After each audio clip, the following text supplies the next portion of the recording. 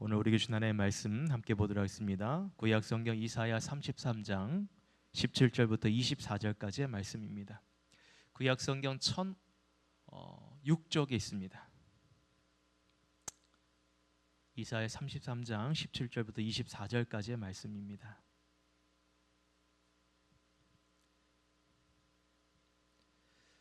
말씀을 전하기 전에 먼저 장례 광고 드리도록 하겠습니다.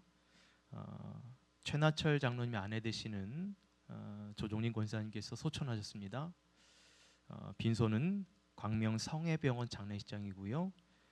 오늘 오후 10시에 위로 예배가 있습니다. 출발은 교회에서 오후 9시 45분에 출발합니다. 성도들 간의 위로와 또 깊은 또 마음의 또 기도를 통해서 장례가 하나님의 은혜 가운데 잘 진행되도록 함께 기도해 주시면 감사하겠습니다. 오늘 우리에게 주신 하나님의 말씀 구약 성경 이사야 33장 17절부터 24절까지의 말씀 함께 보도록 하겠습니다. 17절 말씀입니다. 내 눈은 왕을 그의 아름다운 가운데서 보며 광활한 땅을 눈으로 보겠고 내 마음은 두려워하던 것을 생각해내리라. 계산하던 자가 어디 있느냐? 공세를 계량하던 자가 어디 있느냐? 망대를 계수하던 자가 어디 있느냐? 내가 강포한 백성을 보지 아니하리라. 그 백성은 방언이 어려워 내가 알아듣지 못하며 말이 이상하여 내가 깨닫지 못하는 자니라. 우리 절기의 시온성을 보라. 내 눈이 안정된 초소인 예루살렘을 보리니 그것은 옮겨지지 아니할 장막이라. 그 말뚝이 영영이 뽑히지 아니할 것이요 그 줄이 하나도 끊어지지 아니할 것이며 여호와는 거기에 위엄 중에 우리와 함께 계시리니 그곳에는 여러 강과 큰 호수가 있으나 노젓는 배나 큰 배가 통행하지 못하리라. 대저 여호와는 우리 재판장이시요 여호와는 우리에게 율법을 세우시니요 여호와는 우리의 왕이시니 그가 우리를 구원하실 것임이라. 내 돛대 줄이 풀렸으니 돛대의 밑을 튼튼히 하지 못하였고 돛을 달지 못하였느니라. 때가 되면 많은 재물을 탈취하여 나누리니 저는 자도 그 재물을 취할 것이며 함께 있습니다. 그 거제미는 내가 병든 하지 아니할 것이라. 거기에 사는 백성이 사죄함을 받으리라. 아멘. 할렐루야. 오늘 수요기도 오신 모든 성도님들을 주의 이름으로 환영하고 축복합니다. 우리 서로 한번 인사하도록 할게요. 앞뒤 좌우에 계신 분께 잘 오셨습니다. 반갑습니다. 한번 인사하겠습니다. 잘 오셨습니다. 반갑습니다. 한 번 더 이렇게 인사할게요. 오늘도 성령 충만하십시오. 한번 인사해 주기 바랍니다. 오늘도 성령 충만하십시오. 사랑하는 성도 여러분, 오늘 밤에 또 주께서 주시는 충만한 은혜가 함께하길 소망합니다. 오늘 기도하러 오셨으니까 또 마음껏 기도하시고 또 슬픈 자가 있으면 또 위로해 주시고 또 함께 축복할 일 있으면 함께 축복해 줄 수 있는 우리 서강교회 모든 공동체 되기를 주 이름으로 축원드립니다. 아멘. 오늘 저와 여러분은 우리가 계속해서 매일 성경을 지금 보면서 이사야 말씀을 보고 있습니다. 먼저 그래서 오늘 말씀을 전하기 전에 이사야 말씀에 대한 대략적인 배경을 먼저 설명을 드리고 오늘 본문 말씀을 보기를 원합니다. 여러분, 이사야가 선지자로 부름 받았을 때는 북이스라엘이 멸망당하기 전이었어요. 선지자로 이사야가 부름 받은 후에 약 18년 후에 북이스라엘이 아수르에 의해서 멸망을 당하게 됩니다. 그 전에 이제 이사야 선지자는 하나님의 또 부름을 받은 겁니다. 그래서 이사야 선지자는 주로 이제 남유다 백성들 상대로 하나님의 말씀을 전했는데요. 선지자로서 특별히 그가 있었던 때에 그 남유다를 다스리던 왕들이 있습니다. 대표적으로 우시야 왕 때 있었고요. 그리고 요담, 아하스, 히스기야 왕 이 시대에 이사야 선지자도 하나님의 사역을 감당했던 때입니다. 여러분, 우시야 왕은요 처음에는 정치적으로도 영적으로도 하나님께서 기뻐하시는 이 나라의 일들을 잘 돌보다가요 말년에는 완전히 타락의 길을 걸어가게 됩니다. 예를 들어서 이런 일이 있었죠. 제사장만이 들어가서 하나님께 제사를 드릴 수 있는 그 성전에 우시야 왕이 본인이 들어가서 분향을 하다가 하나님께서 진노하셔서 나병이 생기게 되죠. 그렇게 이제 나중에 나병으로 또 생을 마감하게 됩니다. 근데 이런 모습이요, 거의 지금 소개한 왕들 가운데 다 그런 비슷한 일들이 있어요. 처음에는 잘 섬기다가 점점점 이 우시야 왕처럼 말년에는 영화롭지 못한 삶을 살아가게 됩니다. 그나마 좀 히스기야 왕이 좀 낫다고 볼 수 있을까요? 히스기야 왕은 그래도 하나님 말씀에 순종을 따르던 왕이었는데, 히스기야 왕 때도 종교 개혁을 단행했지만 그의 아들 므낫세가 이어받은 그 왕의 자리에서는 다시 이방 나라, 대표적으로 아수르란 나라에 종속이 됩니다. 그래서 그 나라가 섬기는 우상 숭배를 유입하게 되고 그 숭배를 따르는 그 삶을 살아가게 되죠. 그래서 남유다 백성들의 삶도요, 여러분 북이스라엘도 여러분 멸망당하기 전이니까, 여러분 멸망을 당했다는 것은 여러분 그들의 백성이 아주 지금 혼란스러운 상황이라는 거예요. 하나님께서 돌아오라라고 얘기해도 돌아서지 않을 만큼 아주 타락한 시대를 살았던 것이 북이스라엘 백성들이죠. 결국 멸망당했지만, 그렇다고 남유다 백성들은 괜찮은가? 남유다 백성도 만만치 않았거든요. 그렇기 때문에 이 왕들의 그 삶들을 보면 남유다 당시 백성들의 신앙 영적인 상태가 어떤지 잘 알 수 있게 됩니다. 그래서 이제 이사야 선지자는 하나님의 말씀을 가지고 남유다 백성들에게 하나님의 말씀을 전합니다. 그래서 여러분 이사야 말씀이 굉장히 내용이 길잖아요. 몇 장까지 있죠? 몇 장까지 있어요? 66장까지 있죠. 그래서 이 내용을 다 이해하기는 참 쉽지 않은데, 좀 심플하게 설명드린다면 이사야 말씀은 크게 두 가지로 나눠볼 수 있습니다. 1장부터 39장까지는 남유다 백성들을 향한 하나님의 심판의 메시지가 담겨져 있고요, 40장부터 66장까지는 남유다 백성을 회복시키고자 하는 하나님의 위로와 그리고 회복의 메시지가 담겨져 있습니다. 크게 쉽게 심플하게 보면 두 메시지가 이 이사야 말씀에 있는 거죠. 여러분, 그래서 1장부터 39장의 내용과 40장부터 66장까지의 내용을 보시면 당시 남유다 백성들의 영적인 상태가 어땠는가, 이사야 6장에 보시면 이렇게 설명하고 있어요.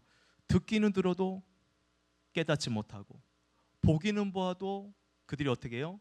알지 못하는 상태. 하나님의 말씀을 들어도요 깨닫지 못했습니다.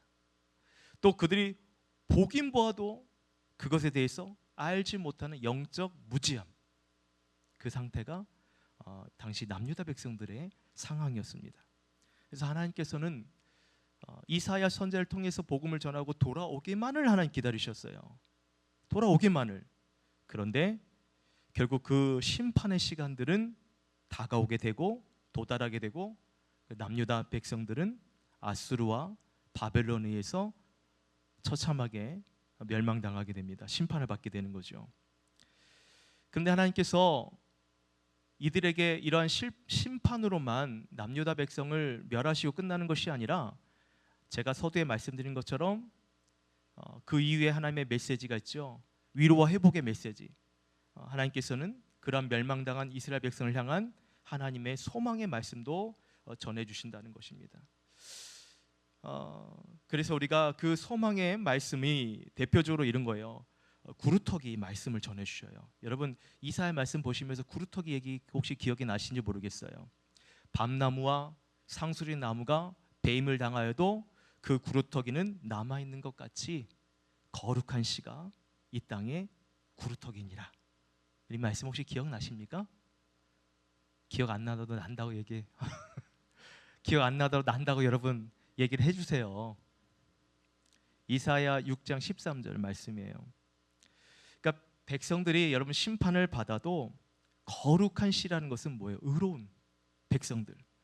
그래도 그 멸망당 같은 그런 무지함 속에서도 깨어있는 성도들이 있었다는 거죠. 이스라엘 백성들, 남유다 백성들이. 그들이 거룩한 씨인 거예요. 그들이 배임을 당하여도 구루터기로.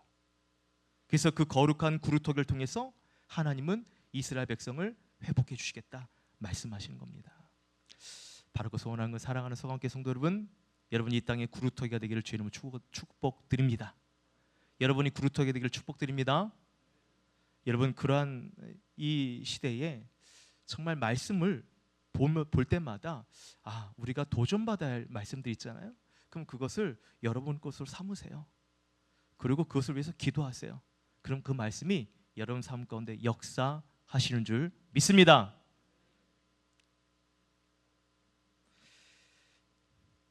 그래서 여러분, 위로와 회복을 주신 하나님의 말씀이 40장과 66장에 어떻게 드러나는가 좀 설명드릴게요.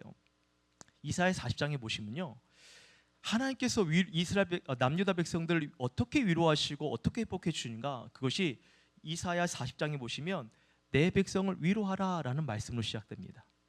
이사야 선지자를 통해서 하나님께서는 내 백성을 위로해라, 이것은 단지 문자적으로만 위로하라라는 말씀이 아니라요, 여러분, 하나님과의 깨어진 관계, 여러분, 하나님과의 관계가 깨어졌기 때문에 멸망당한 거죠.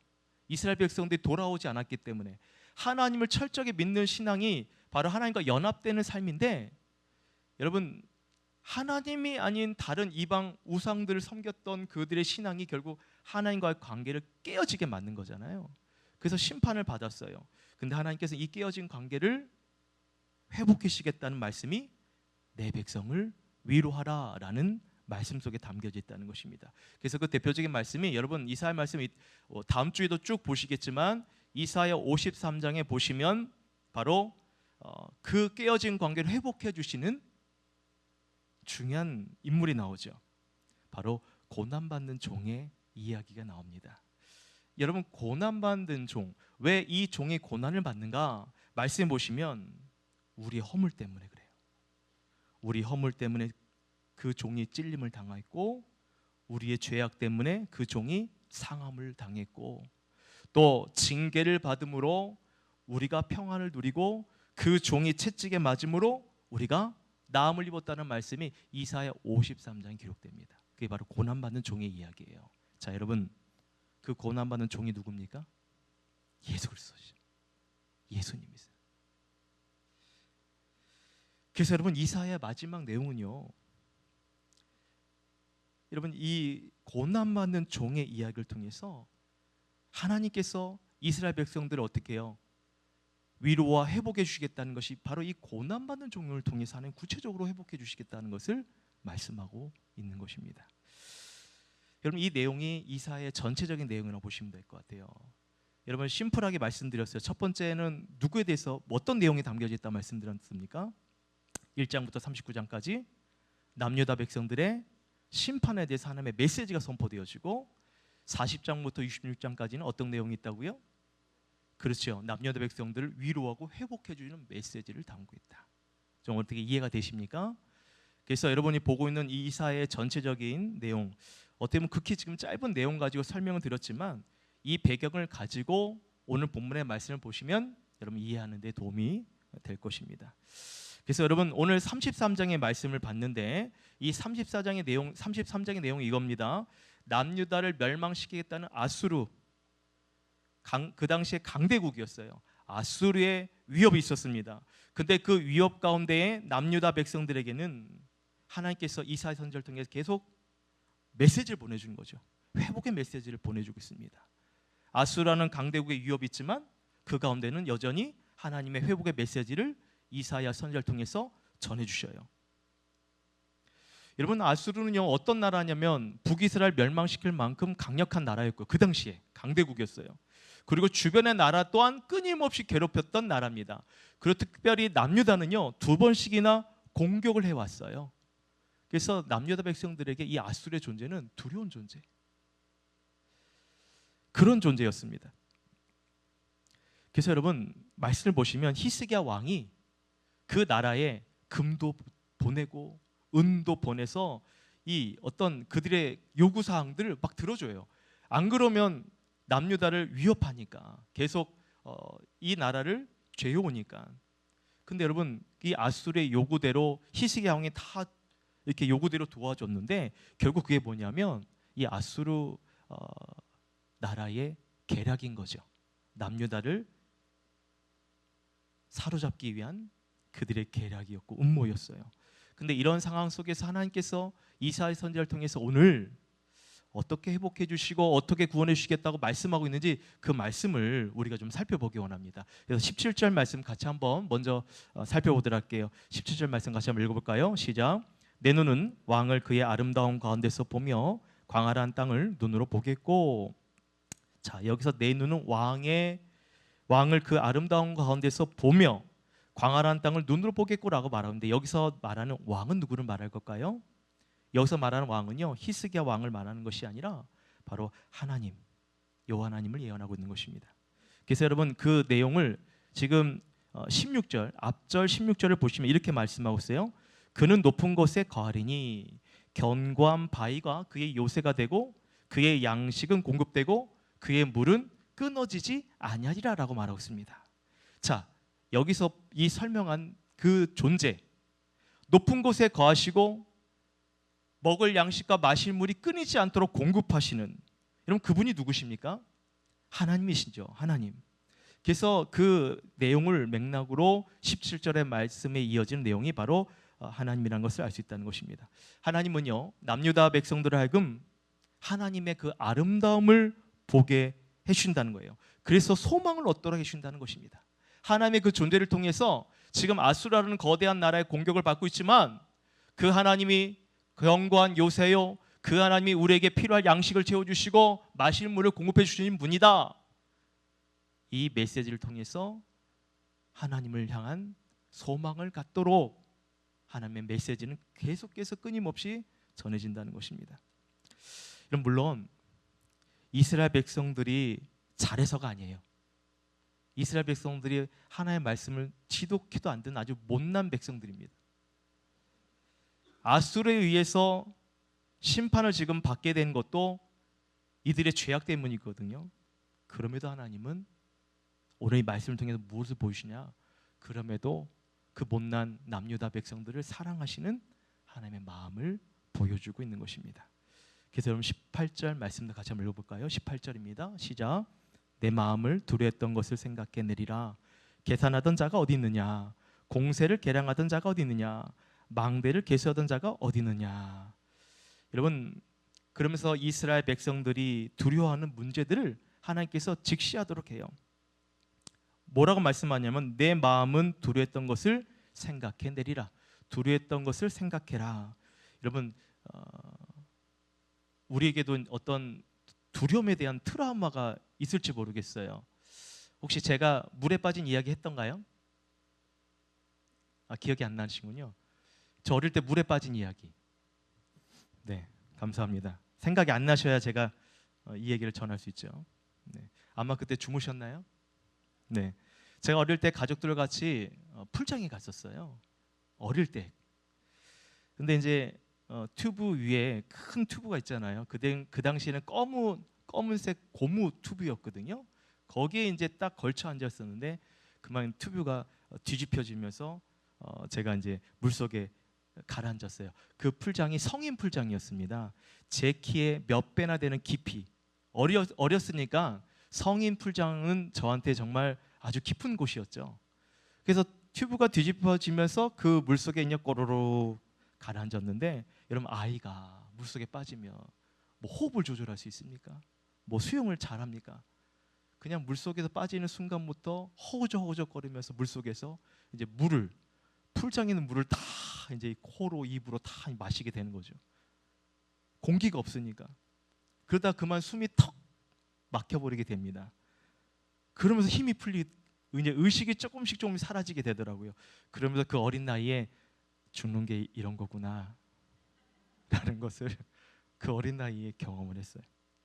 근데 그때 의식을 잃어가려는 그 순간에 물속에서 누군가 나를 건져내었어요. 끌어내어줬어요. 그때는 누가 나를 끌어줬는지도 생각이 안 납니다. 뭐 정신이 없었으니까요. 근데 여러분 그 사건 이후로 저는 그 어릴 때 물에 대한 공포가 있었어요. 두려움. 그걸 어떻게 알 수 있냐면 몇 년이 한참 지난 후에 그 똑같은 풀장에 또 갔거든요. 제가. 근데 제가 어디서 놀고 있냐면 아이들 풀장에서 놀고 있더라고요. 저는 그때는 의식을 못했어요. 제 스스로 의식을 못해. 나중에 생각해 보니까 그때 제가 아이들이 노는 풀장에 있는 제 모습을 제가 보게 된 거예요. 이것은요, 왜 그랬을까 생각해 보니까 제 몸이 그 사건을 그때 그 현장에 있었던 그 사건 내 몸이 기억을 하는 거죠. 내 몸이 스스로 알아서 성인 풀장에 가는 것을 거부하고 있어요. 이미 저는 성인 풀장에 가도 충분한 성장을 했는데도 불구하고 제 몸이 거기에 가는 것을 거부하더라고요. 혹시 여러분 이런 적 없으세요? 근데 이것을 생각하니까 너무 불쌍한 거야. 내가 어른 풀장에 놀지도 못하고 아이 풀장에서 이게 뭐하는 모습입니까? 근데 이것을 극복했던 계기가 있었어요. 바로 이제 제가 목사가 되고 나서 수영을 배웠습니다. 수영을 배우기 시작했는데 혼자 하기 재미없으니 같이 이제 우리 목사님들 몇 명이 같이 수영을 배웠어요.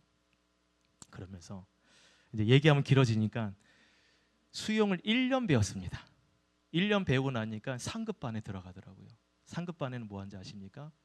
버터플라이, 오리발 끼고. 그래서 오리발 끼고 상급까지 제가 수영을 배웠어요. 여러분 제 보시기에 수영 잘 못하게 생겨 보이잖아요. 근데 이제 물속에 들어가면 그래도 잘 이제 수영을 합니다. 그러니까 뭘 말씀드리냐면 이 수영을 통해서 물에 대한 두려움을 극복을 하게 된 거예요. 그 물이 저한테는 두려움을 줬잖아요. 어릴 때. 커서도 제 몸이 거기 가는 것을 거부했던 난데 나한테 그 트라우마였던 그 물을 다시 마주대하면서 그 트라우마를 극복한 거죠. 수영으로서. 여러분 오늘 말씀에도 하나님께서 이스라엘 백성들이 겪고 있는 두려움을 직면케 하신다는 거예요. 이해가 되십니까? 그 두려움을 직면하게 하신다고요. 더 이상 도망다니지 않도록. 바로 아수르로부터 이 두려움을 말하는 거죠. 그래서 18절에 내 마음은 두려워했던 것을 생각해 내리라. 계산하던 자가 어디 있느냐? 공세를 계량하던 자가 어디 있느냐? 망대를 계수하던 자가 어디 있느냐? 남유다 백성들의 마음을 두렵게 했던 아수르의 존재가 어디 있느냐고 직면토록 하시는 겁니다. 그러면서 19절의 말씀처럼 내가 강포한 백성을 보지 아니하리라 말씀하십니다. 이것은 이후에 여러분 아수르라는 나라가요 나중에 이 바벨론에서 멸망을 당하게 됩니다. 그래서 더 이상 이스라엘 백성들을 괴롭히지 못하게 돼요. 이게 뭡니까? 하나님께서 그 모든 전쟁 가운데 하나님께서 섭리하고 계시는 거죠. 여러분 내 안에 두려워하는 존재가 있을 때 그 두려운 존재를 이기도록 도와주시는 분이 누구십니까? 하나님이세요. 믿으십니까? 두려워하는 존재를 이기도록 도와주시는 분, 직면케 하시는 분이 우리 하나님이십니다. 여러분 그 하나님으로 인해서 여러분이 두려워하고 있는 삶의 신앙의 모든 문제들이 해결함 받기를 주님으로 축복드립니다. 아멘. 하나님께서 그뿐만 아니라 두려운 존재를 더 이상 두렵지 않는 존재로 이렇게 아수르한 나라를 하나님께서 다스려 주신다는 거죠. 그래서 내가 강포한 백성을 보지 아니하리라 라고 말씀하고 있는 것입니다. 자, 오늘 20절 말씀 같이 한번 읽어보겠습니다. 20절 말씀 시작. 우리 절기의 시온성을 보라. 내 눈이 안정된 초소인 예루살렘을 보리니 그것은 옮기지 아니할 장막이라. 그 말뚝이 영영이 뽑히지 아니할 것이요 그 줄이 하나도 끊어지지 아니할 것이며. 하나님께서 아수르라는 존재를 더 이상 두렵지 않도록 직면케 하시고 그 문제를 해결해 주신 하나님은 오늘 이어지는 말씀에 예루살렘을 뭐라고 계시냐면 옮겨지지 아니할 장막이 되게 해주겠다 말씀하고 있습니다. 옮겨지지 아니할 장막. 그러면서 뭐라고 말하냐면 여러분 장막을 지탱하는 말뚝 있잖아요. 그 말뚝이 영영이 뽑히지 아니할 것이다. 그 다음에 그 줄이 하나도 끊어지지 않도록 하시겠다. 하나님께서 이런 메시지를 남녀 백성들에게 전해주시는 거예요. 그러면서 여러분 중요한 말씀을 하십니다. 21절에 같이 한번 읽어볼까요? 21절 시작. 여호와는 거기에 위험 중에 우리와 함께 계시리니 그곳에는 여러 강과 큰 호수가 있으나 노젓는 배나 큰 배가 통행하지 못하리라. 여러분 어떻다고요? 여호와가 어디에 계시다고요? 그 위험 중에 누구와 함께? 우리와 함께 계신 하나님. 하나님께서 예루살렘을 여러분 뭔가 이렇게 무너지고 불안할 수 있는 그런 장막이 아니라 안정된 초소 같은 장막을 이루시겠다. 그래서 영원히 뽑히지 않는 말뚝, 하나도 끊어지지 않는 줄로 여러분 이스라엘의 튼튼한 장막처럼 하나님께서 일해 주시겠다. 그리고 그 하나님은 우리와 함께 계신다. 이러한 메시지를 얘기해 주고 있습니다. 여러분 이 21절에 보시면 여러 강과 큰 호수가 있으나 노젓는 배나 큰 배가 통행하지 못한다는 말은 뭐냐면, 이 문자적인 해석은 학자들이 이렇게 얘기해요. 당시 아수르의 수도가 니느웨인데 니느웨에 그 티그리스 강이 이렇게 둘러싸여 있습니다.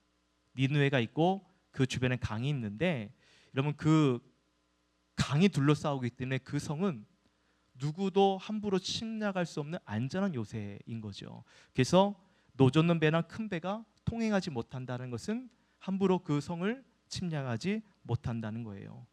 그래서 하나님께서 남유다를 이렇게 안전하게 지켜주겠다. 하나님께서 영원한 장막처럼 남유다 백성들을 보여주겠다. 이렇게 계속해서 하나님께서 반복적으로 말씀하고 있는 거예요. 여러분 삶 가운데, 여러분 인생 가운데 하나님께서 이렇게 안정된 초소인 장막터를 허락해 주신다면 얼마나 든든하겠어요. 여러분 저는 지금은 아니지만 우리 아이 어렸을 때에 이렇게 캠핑을 가면 저는 이렇게 텐트 치는 거 굉장히 못하거든요. 잘 못해요. 그래서 그걸 잘하는 목사님이 계시면 거기랑 같이 가고 왜냐면 잘 모르니까.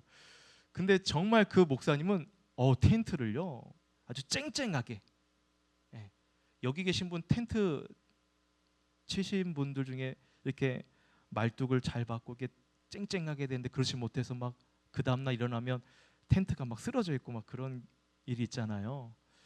근데 이 목사님은 정말 잘하더라고요. 그러니까는 안전하다고 이제 우리가 잘 이 텐트가 안전하다고 생각하니까 마음이 든든한 거죠. 여러분 우리가 속한 어떤 공동체라든지 우리가 속한 어떤 가정이 여러분 이렇게 하나님께서 안정된 초소처럼 지켜주신다면, 뽑히지 않는 말뚝, 끊어지지 않는 줄이 있으면 얼마나 위로가 되고 힘이 되겠어요. 그걸 누가 해주시겠다고요? 하나님께서 여러분의 삶 가운데 이렇게 하나님의 안정된 초소의 삶을 허락해 주실 줄 믿습니다. 그 하나님을 여러분 소망하십시오. 그 하나님은 우리와 함께 하신 하나님, 그리고 그 하나님은 외부의 공격으로부터 안전하게 지켜주신 하나님, 그 하나님이 우리의 하나님이라는 것을 여러분 기억하십시오. 그래서 여러분 오늘 말씀을 통해서 우리에게 하나님 무엇을 말씀하시는가? 이겁니다. 따라합시다. 하나님밖에 우리를 구원할 왕은 없습니다. 하나님밖에 우리를 구원할 왕은 없다는 것을 오늘 메시지를 통해서 우리에게 말씀하고 있어요. 너무나도 어떻게 보면 단순한 메시지 같지만 여러분 이게 너무나도 중요합니다. 하나님밖에 우리를 구원할 분은 없다는 거예요. 오늘 주신 말씀을 여러분 보시면 딱 그 메시지지 않습니까? 하나님이 아니고서는 안전한 요새도, 그리고 마실 물과 먹을 양식을 공급해 줄 분도 없다는 거죠. 하나님 아니고서는 여러분 영원한 처소인 이 장막터와 같은 삶을 누가 이것을 짓도록 해주시겠습니까? 하나님이 아니고서는 이런 안전한 요새가 어떻게 가능하겠어요? 이해가 되십니까? 하나님만이 우리의 안전을 지켜주시는 영원한 왕이심을 말씀하고 있습니다. 근데 여러분 그 하나님이 정말 어떤 분인지 우리에게 계속 지금 얘기하고 있잖아요. 여러분 하나님에 대한 우리의 관심과 마음들이 정말 중요한 것 같아요. 자, 그 하나님에 대해서 오늘 22절에도 이렇게 설명합니다. 22절 같이 한번 읽어볼까요? 시작. 대저 여호와는 우리의 재판장이시오, 여호와는 우리에게 율법을 세우시니요, 여호와는 우리의 왕이시니 그가 우리를 구원하실 것임이라. 여러분 이 말씀은 뭐 힘이 되지 않습니까? 하나님이 어떤 분이래요? 재판장이시고 또 율법을 세우시니요, 또 뭐래요? 우리를 구원하실 분이라는 것을 얘기하고 있어요. 여러분 그 하나님이 여러분 어떠한 분인지를 우리가 아는 것이 참 중요하다 제가 말씀하고 있는데, 여러분 하나님은 이런 분이세요. 우리의 처음과 마지막까지, 마지막 그 끝자락에 있어서 우리를 심판하실 분. 여러분 이것이 구원받지 못한 민족들에게는 두려움이지만 하나님에 대한 확신과 또 천국에 대한 소망이 있고 구원의 삶이 있는 성도들에게는 위로의 말씀인 거죠. 왜냐하면 그 재판 때 하나님께서 하나님의 나라로 우리를 불러주시는 하나님의 은혜가 있기 때문에 그렇습니다. 율법을 세우시는 왕, 여러분 율법의 완성을 이루신 분이잖아요. 그렇죠? 인간은 아무리 의롭다 할지라도 이 율법을 다 지켜낼 수 없어요. 근데 그의 아들인 독생자 예수를 통해서 예수님 율법을 어떻게 해요? 완성케 해주신다는 겁니다. 그래서 우리는 그분의 은혜로 살아가고 있는 거죠. 그래서 여러분 신명기 17장에도 보시면 성경에서 말하는 왕을 세우는 조건이 있습니다. 그게 뭐냐면 첫 번째로는 여호와께서 택하신 사람을 세워라. 두 번째는 이방 형제를 세우지 말고 바로 형제 중에서 세우라 라고 말씀하고 있어요. 그 다음에 왕이 하지 말아야 될 것이 뭐가 있냐면 첫 번째로 말을 많이 두지 말라. 타고 다닌 말을 말해요. 군사력을 말하는 거죠. 그 당시에 말은 군사의 힘을 가진 그 의미가 있었습니다. 그래서 말을 많이 가지 마라. 의지하지 말아라. 왜요? 군사력을 의지하게 되면 누구를 의지하지 않게 될까요? 그죠? 하나님을 의지하지 않으니까. 인간이 얼마나 교만한지 몰라요. 여러분 기도하실 때 하나님 내게 이것만 주세요. 그러면 저 하나님 위해 열심히 살겠습니다. 근데 여러분 그렇게 되던가요? 하나님께서 은혜 주시면 또 부족하다고 그러지. 이거 가지고 그 말한 대로 지키는 성도들이 많이 없을걸요. 이것도 주세요. 저것도 주세요. 그러다 그거 의지하다가 정말 하나님을 의지하지 못하는 삶으로 나가게 될 수 있는 거잖아요. 그래서 말을 의지하지 말아라. 또 아내와 은금을 많이 쌓아두지 말아라. 뭐라고요? 아내와 은금. 그렇죠? 이것들 또한 의지하지 말라는 거예요. 이 일을 행한 왕이 누굽니까? 누가 그랬죠? 아내를 많이 둔 왕이 누굽니까? 솔로몬이 이방 여인들을 많이 두었다가, 물론 다른 왕들도 많이 뒀겠죠. 근데 솔로몬이 그렇지 않을 것처럼 행했던 왕인데 그 이방 여인으로 인해서 그 모든 문화들 다 허용해주고, 그래서 결국 그 시대, 그 아들 시대는 이스라엘이 두 개로 갈라지잖아요. 또 왕이 해야 될 것이 있습니다. 마지막으로 왕이 해야 될 것 뭡니까? 율법서를 등사하고 그것을 가까이 두어라. 율법서가 뭡니까? 쉽게 얘기하면 하나님 말씀을 가까이 두라는 거예요. 그것을 복사해서 평생의 옆에 두고 읽어라. 여러분 하나님 말씀을 가까이 하시길 주님 축복드립니다. 하나님 말씀 가까이 하시길 축복드립니다. 혹시 교회 오면서도 성경책 안 가져오는 분 계셔요? 꼭 이제 보여지는 것만 중요한 건 아니지만 여러분 율법서를 등사해서 가까이 두라. 하나님 말씀을 언제든지 볼 수 있는, 그리고 말씀을 의지할 수 있는 삶. 우리 머릿속에 말씀이 있으면 좋겠지만 여러분 우리의 머릿속에 말씀이 늘 어떻게 다 담겨져 있겠어요? 그러니까 말씀을 항상 가까이 두는 삶. 우리가 매일 성경 읽는 것도 마찬가지입니다. 하나님 말씀을 알아가는 삶. 말씀을 통해 우리를 깨닫게 해주시고 또 때로는 말씀이 내게 비수처럼 들려오고 때로는 그 말씀이 내게 꿀처럼 달게. 그래서 하나님의 말씀을 가까이 하는 삶이 복된 삶인 줄 믿습니다. 그 율법을 가까이 두고 그 율법대로 지켜 행할 것까지 말씀하고 있어요. 말씀을 그러니까 보는 것으로 여러분 만족하지 마시고 따라합시다. 말씀을 보는 것으로 만족하지 말고 말씀대로 행하는 삶이 중요합니다. 믿으십니까? 말씀대로 행하는 삶이 중요해요. 그래서 예수님도 율법, 큰 율법, 하나님 사랑, 이웃 사랑, 그렇죠? 그거를 말씀하셨고 그 삶을 살아오셨습니다. 그러니까 하나님 말씀을 가까이 하는 것으로 우리의 역할이 끝나는 것이 아니라 그 말씀을 우리의 삶 속에서 어떻게든 살아가려는 삶이 중요한 거예요. 그런 의미에서 오늘 이 자리에 예배드려 오신 성도님 주의 이름으로 환영하고 축복합니다. 말씀으로 사는 삶, 그 삶이 여러분 가운데 축복이 되기를 주의 이름으로 축원드립니다. 여러분 이처럼 성경에서 이렇게 왕의 조건들 얘기했잖아요. 근데 여러분 제가 질문할게요. 이렇게 성경의 율법에 기록된 왕의 조건들을 충족시킨 왕이 있었습니까? 없었습니까?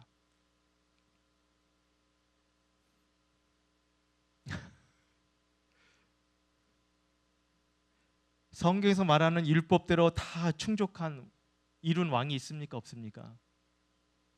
없죠. 여러분 왜 그런데 하나님께서 이스라엘에 왕을 세워주셨을까? 왜 그걸 허락해 주셨습니까? 그렇게 완벽하지 못한 왕을 이 땅에 왜 허락해 주셨을까요? 여러분 이 땅에 사람들에 의해 세워진 왕을 통해서요 참된 왕이 누군지 보도록 하기 위해서예요. 이 땅에 사람에 의해서 세워진 왕이 진정한 왕이 아니라는 것을, 연약함이 있는 왕을 통해서 진정한 왕이 누군지를 우리로 하여금 보게 하시는 거예요. 그래서 여러분 참된 왕은 사람들에 의해서 세워진 왕이 아닙니다. 그렇죠? 사람들에 의해서 세워진 왕이 참된 왕이 아니라고요. 누가 진정한 왕이십니까? 스스로 계신 분, 하나님이 우리의 참된 왕이시라는 것입니다. 여러분 그 하나님을 바라볼 수 있기를 주 이름으로 축원합니다. 역사를 주관하신 하나님, 세상의 왕들의 그 역사를 통해 하나님의 나라를 이뤄가시는 그 전능하신 하나님의 역사들을 바라봐야 되는 거예요. 그래서 여러분 이사야 40장 28절에도 28절 29절 말씀 같이 한번 말씀을 띄워주시고 읽어볼까요? 시작. 너는 알지 못하였느냐? 듣지 못하였느냐? 영원하신 하나님 여호와 땅끝까지 창조하신 이는 피곤하지 아니하시며 곤비하지 않으시며 명철이 한이 없으시며 피곤한 자에게 능력을 주시며 무능한 자에게 힘을 더하시나니. 하나님은 어떤 분이에요? 이 말씀에 보시면 땅끝까지 창조하신 하나님, 피곤함이 없으시는 하나님, 졸지 아니하신 하나님, 곤비치 아니하신 하나님, 명철이 한이 없으신 하나님, 피곤한 자에게 뭘 주셔요? 능력을 주신 하나님, 무능력한 자에게, 무능한 자에게 뭐예요? 힘을 더해주신 하나님, 독수리 날개치며 올라가 같은 새 힘을 주시는 분이 바로 우리 하나님인 줄 믿습니다. 그러니까 여러분 그 하나님이야말로 우리의 진정한 왕이 될 수 있지 않겠습니까? 그래서 여러분 오늘 22절의 말씀처럼 그분은 우리의 재판장이요 율법을 세우신 이시요 우리의 왕이시니 우리를 구원할 것임이니라. 여러분 저는 오늘 우리의 왕 되신 하나님을 여러분께 전하면서 매주 주일마다 오전 8시가 되면 저희 교육자들은 기도 모임을 해요. 아시는 분은 아시겠지만 왜 교육자들이 기도를 하냐면 마치 이런 거죠. 전쟁을 나가기 전에 하나님 앞에 무장하는 시간이기 때문에 그렇습니다. 기도는 영적인 전투를 해야 되는 우리들에게 있어서는 기도하지 않으면, 무장하지 않으면 이런 말씀을 전하는 그 자리에서 넘어지기 쉽고 사람들의 말에 의해서 휘두름을 당하기 쉽고 하나님의 말씀을 말씀되게 선포해야 되는데 자꾸만 이 말씀을 어긋나게 만드는 영적인 공격들이 있어요. 그래서 교육자들은 먼저 오늘 있을 예배를 위해서 기도를 합니다. 여러분 생각나시면 여러분도 한번 기도해 주세요. 주일날 정말 얼마나 복되고 귀한 날입니까? 예배가 예배될 수 있도록 이 기도하는 사람들이 필요해요. 그래서 우리 중보기도팀도 참 감사하고 지금 이 자리를 빌어서 너무 감사한 말씀을 전해드리고 싶은 거는 매주 1부, 2부 설교 때마다 우리 중보기도팀들이 기도해 주셔서 정말 그 기도의 힘으로 말씀을 전합니다. 또 그 기도의 힘으로 주일 예배가 은혜로 시작하고 은혜로 잘 마칠 수 있었던 것 같아요. 어쨌건 교육자들도 이렇게 기도 시간을 갖는데 여러분 제가 교육자들한테 이런 당부를 해요. 각 부서 예배도, 각 부서에 드린 예배도 예배드리기 전에 기도하십시오. 당연한 말일 수 있겠지만 교사들과 함께 그 부서의 예배를 위해서 기도해 주는 삶이 너무나 중요한 거예요. 영아부, 유치부, 유년부, 초등부, 중고등부, 청년 1, 2부 마찬가지로. 인도자가 앞에서 무너지면 뒤에 있는 용사들은 어떻게 용기를 내어 싸울 수 있겠습니까? 그렇죠? 그래서 우리 교육자들한테도 이렇게 모여서 기도하는 것처럼 여러분도 여러분 부서에서 기도하십시오. 교사들과 함께 모여서 기도하십시오. 아이들을 위해서 기도하십시오. 너무나도 중요한 겁니다. 그래서 여러분 그렇게 같이 이제 교육자들이랑 이제 기도 모임 하기 전에 앞에 기도하기 전에 앞서 이제 부르는 찬양이 있어요. 그 찬양이 매주 좀 다르긴 한데 제가 즐겨 그리고 힘이 되는 찬양이 뭐냐면 왕이신 나의 하나님입니다. 왕이신 나의 하나님. 이 찬양 아십니까? 왕이신 나의 하나님 내가 주를 높이고 영원히 주의 이름을 송축하리이다. 여러분 짧은 가사지만 이 속에 오늘 이 예배, 주일 예배를 받으실 분은 누구인가? 오늘 이 예배의 주인공은 누구신가? 하나님이시잖아요.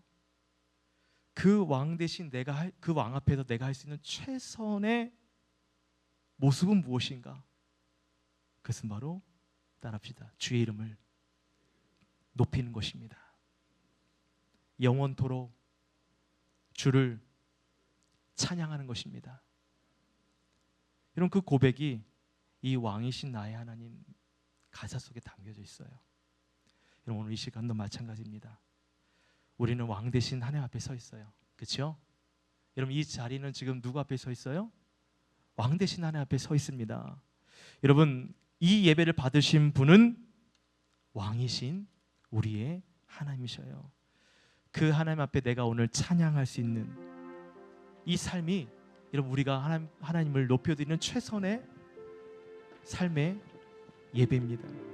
그분의 이름을 높이는 것, 그 이름을 영원히 찬양하는 것이 우리가 오늘 왕 대신 하나님께 할 수 있는 최선의 모습이라고 생각이 됩니다.